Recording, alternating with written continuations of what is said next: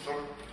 Pudo haber sido también el mono, el perro y realmente los vectores con los fluidos que pudo haber ocasionado la contaminación a seres humanos.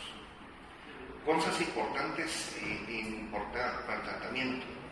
No existe actualmente, no hay vacuna, aunque hayamos oído noticias realmente pues, que se lograron salvar esos dos americanos en la nación de Estados Unidos. En Guatemala, pues el departamento, la Sugerencia de Prestaciones en Salud, por medio del Departamento de Servicios Técnicos, tiene conformado los laboratorios a nivel nacional, el Instituto Guatemalteco de Seguridad Social, para contactar las pruebas inmunológicas necesarias. La prueba inmunológica, pues es un ELISA, como se hace en cualquier complejo para determinar si es una IgG o IgM y determinar en qué estadio está la enfermedad.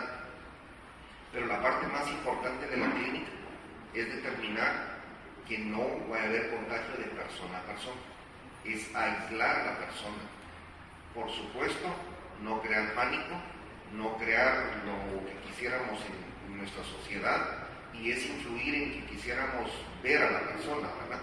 Cuando vemos el primer caso, todos quisiéramos estar presentes y todos quisiéramos estar en ello.